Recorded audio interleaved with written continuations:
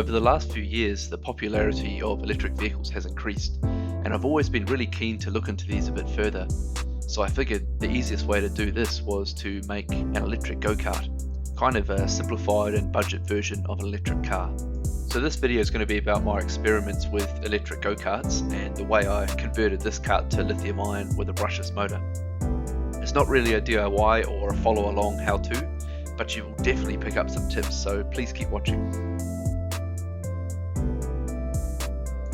So I picked up this second-hand go-kart for $400, which was a really good score as it came with everything.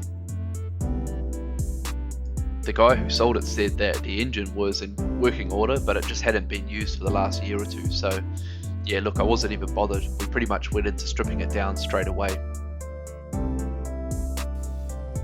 Since I'm never going to use the petrol motor or any of the fuel tanks or exhaust or anything like that, we gave it a good clean up and we sold it. I actually got $250 for the motor, the fuel tank and the exhaust and stuff. So I basically got a go-kart frame for $150. What a score.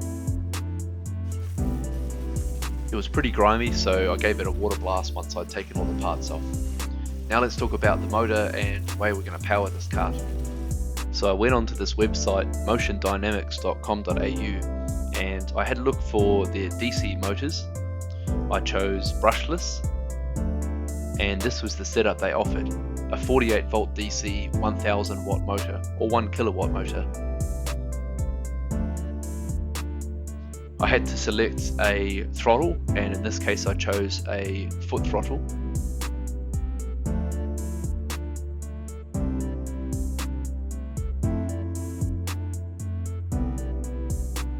It even says that it's suitable for karts, and in the description it gave a how-to for wiring. I also bought a chain and a sprocket to suit my setup. It wasn't too long before all the stuff came, and this is what the packaging was like. To power this motor I'm going to be using lithium polymer batteries, and the ones I chose were these 5000 milliamp hour arrangements from Hobby King. I also bought a decent balance charger for charging these batteries. Now each of these arrangements are rated at 7.4 volts, but when you charge them up they actually get a little bit above 8 volts. So the idea I had was that if I had 7 of those batteries hooked up in series, it would leave me with a battery pack that had somewhere near 60 volts. So I just used hot glue as a temporary measure to make that battery pack. So I made sure that each of those batteries were labelled in pairs, because they're probably balanced together when they're released from the factory. And then I made up these little jumper cables, so I used these blue banana plugs, which is the perfect size to fit in the battery terminals, and I made a whole bunch of little jumpers, and these were made with a short piece of 2.5mm copper wire. And the method I used was to fill up the metal portion of the banana plug with hot solder, pre-tin the copper wire, and then dip that copper wire into the solder. Then I could sort of quench it, I guess you'd say, in a small container of water just to cool it off faster so I could move on to the next one.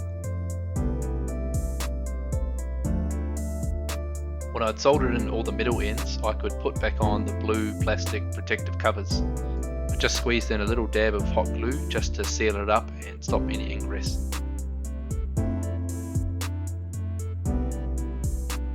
So with all the jumpers made, I could connect all the batteries together, and that gave me a final measurement of just over 58 volts all up. I did a few cosmetic things just to tidy up the go-kart, like painting the under tray and a few of the other brackets and stuff that came with the kart. I'm going to use the original petrol engine mount to mount the electric motor, so I definitely tidied that up. I had to send the brakes away to get rebuilt, and that cost a little bit of money, probably actually more than the go-kart. It's the sole means of stopping the kart, so it's definitely important. I'm pretty happy to admit that I'm not actually very mechanically minded, and I had a lot of trouble with the brake setup. Some of the problems were the brake lines were pretty old and brittle, probably because they hadn't been used so long, but I also really struggled to get the brakes properly bled, and yeah, they just never really worked for me, so that's something I've got to chase up on. I struggled for ages with this one-man bleed kit, just trying to get the brakes bled in the proper way. And in the end, I actually found a fault with the brake line, so I had to go to the next level to get this fixed. Right, so this is the damaged brake line. You can see one end is good, one end I've sort of chopped off, but yeah, that's where the split was. Hopefully you can see that. Now these are like an olive, they're called olive fittings, and I went a few different places trying to find out where to buy them from. I settled on a place called Air Tools WA, and this is what they sold me. So I got 6 of these fittings, and I definitely don't need that many, but I thought if I have to ever replace the brake lines in the future, at least I have spares. So 6 of those, and then some more 6mm airline. So I basically just replaced that whole brake line. You have to keep the nut fittings, but the actual olive fittings I replaced on both ends of the cable. And at least I know now that both ends have been replaced with brand new fittings and they're not going to leak.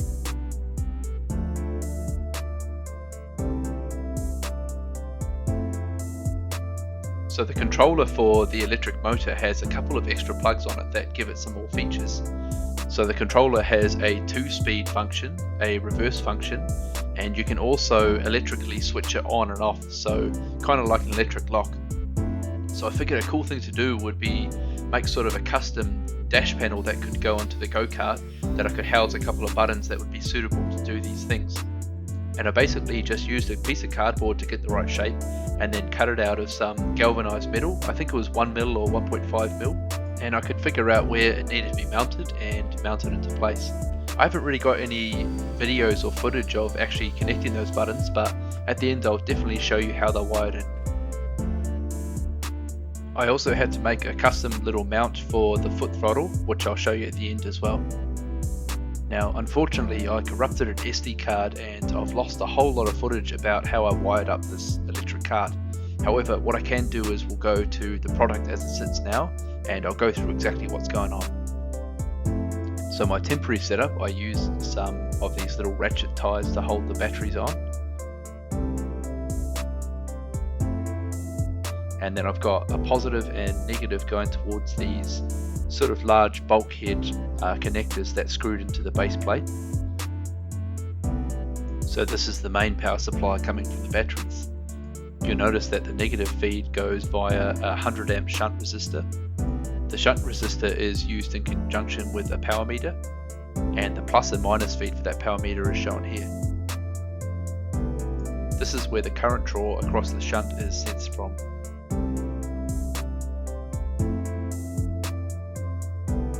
And this power meter just lets me check on the voltage of the batteries and watch the current draw that the motor's pulling.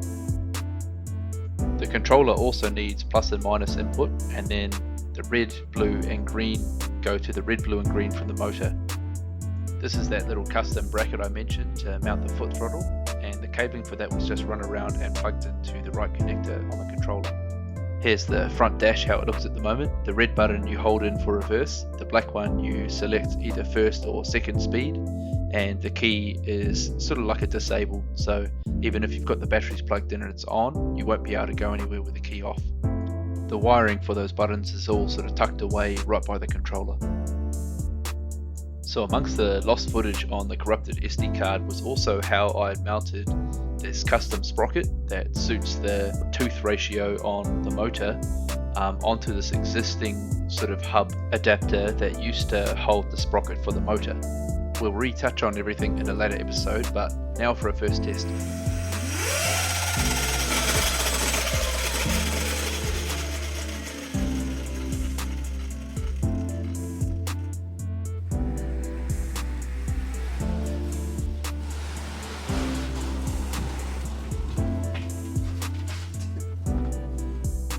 Now this shot here was probably of about the 4th or 5th run that I'd done.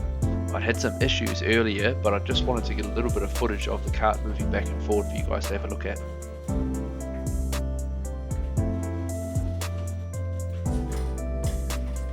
I'm also sitting on a piece of wood because I hadn't put the seat on yet, so yeah, definitely not the safest, and yeah, I don't recommend doing this.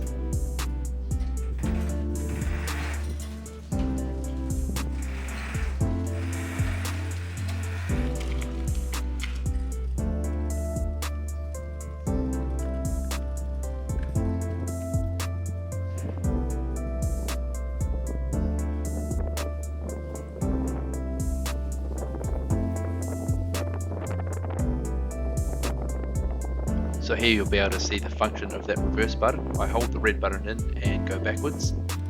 Once I've released that button, the rotation of the motor is in the forwards direction.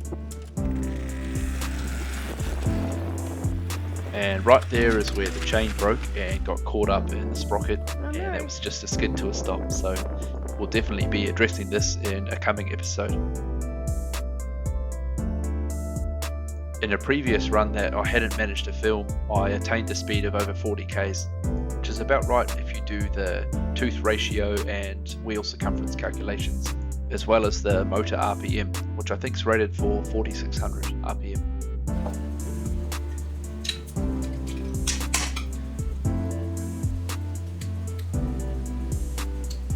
So thanks for watching this video.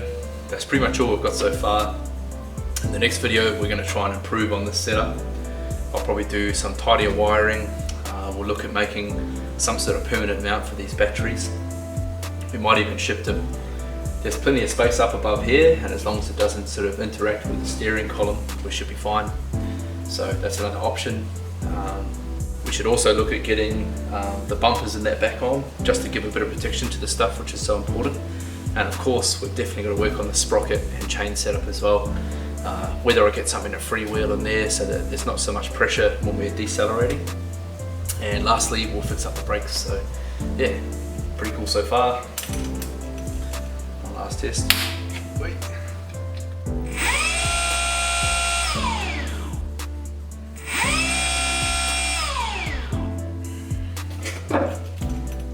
So anyway guys, thanks for watching. I know it's a little bit disappointing, there's not much footage of it actually going, but don't worry, there's another episode coming and there's definitely more stuff we can do to improve this car.